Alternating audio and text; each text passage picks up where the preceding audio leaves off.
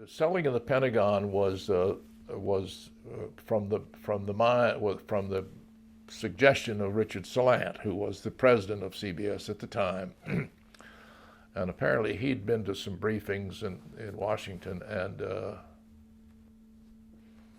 and was struck by how big the PR budgets were for the various departments. So he passed the idea on to Peter Davis, who was a young producer, and asked him to work on the story. And the more Peter looked into it, the fatter the Pentagon budget seemed to him. And so he decided that the Pentagon would be a really interesting story, and the amount of money that was spent to convince the American people that they needed, bombers and bombs and tanks and artillery and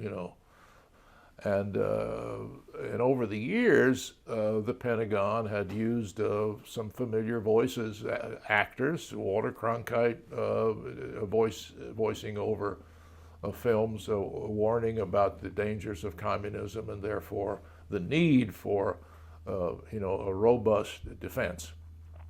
But the way Peter saw it was that the amount of money spent was so out of proportion, out of whack to the danger that we were facing, that he thought it was excessive.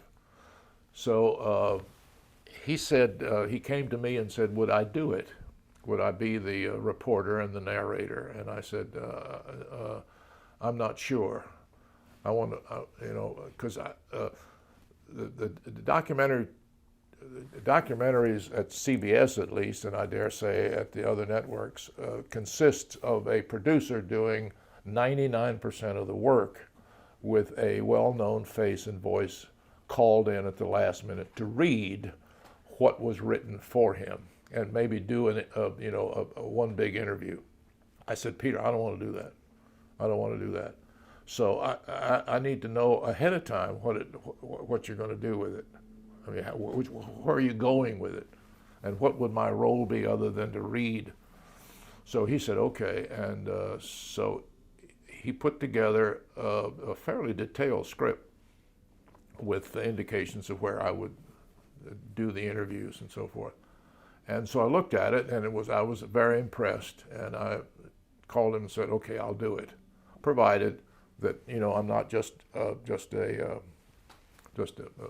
figurehead, a hood ornament. So he was delighted, and on that basis we went ahead, and I interviewed Dan Hanken, the Assistant Secretary for Public Affairs, and interviewed Jimmy Utt. I'm having a Herman Cain moment. That's a different story. I interviewed Dan Hanken and Senator Kuechel, but in the Pentagon broadcast. The Jimmy Utt was a show called Biography of a Rumor. Beg your pardon. Mr. Cain, I know what you're going through. So we did the story, and we did the Pentagon story, and it was the fallout from it was something CBS obviously had not anticipated, but the military industrial complex lobby on the Hill just rose in fury. Air Force Digest, the Pentagon lobbies, the Mendel Rivers, the Armed Services Committee all denounced it as. But the most damaging allegation against us was that we had, in my interview with Secretary Hanken, we had edited his remarks so as to take him out of context. And that's what all the critics locked onto, that we were up to no good. We were moving his words around. And the fact was they had a point. That back then, it was a standard procedure that if you asked someone a question, you took part of his answers the first time he asked the question, and later when he was talking about the same subject, but maybe 30 seconds later, you would take that and join the two together to make his answer, we said, more coherent. Because a lot of the fellows, a lot of subjects wandered around a lot, and there's always the pressure of time. And so in order to condense without distorting, that was standard procedure. And that's a complicated technique in editing. And most people don't understand why you have to do that. And when they say that they moved his words around and took him out of context, we died on that one. And in fact, that's what we had done. But at no point had we taken Dan Hanken out of context.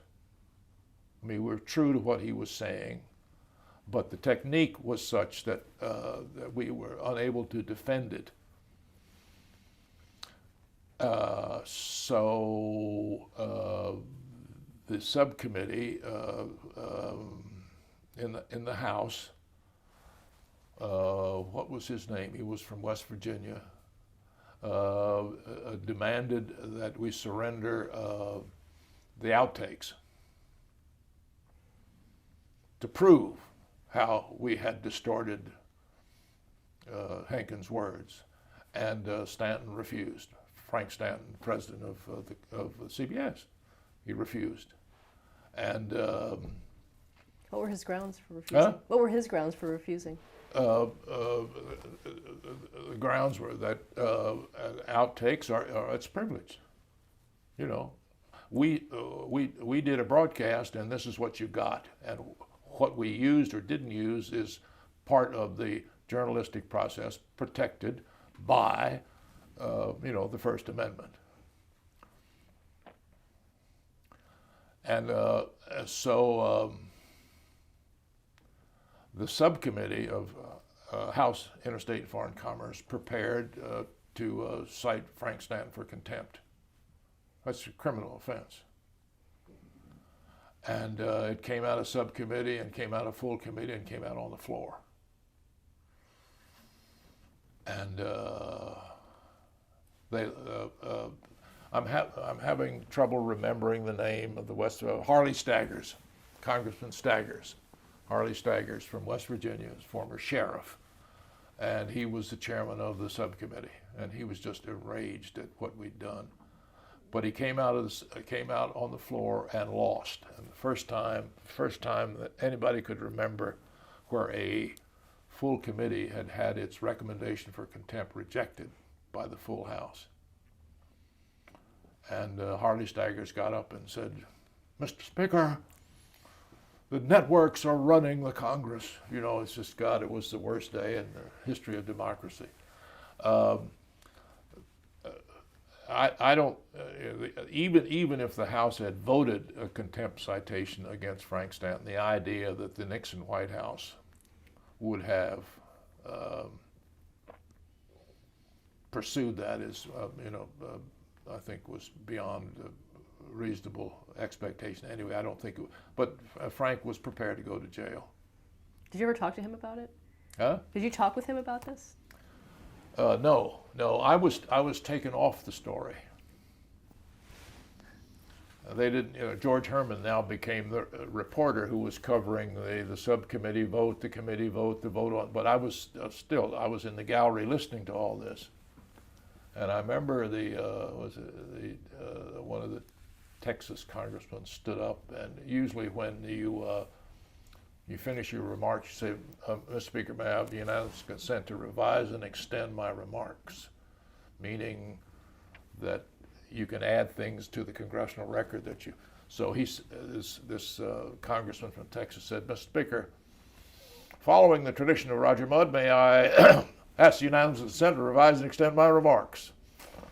And God, I sat there and, good God, I mean, it was an out-of-body experience to hear yourself referred to in the House debate. Anyway, but it was it was a documentary that had a real edge to it.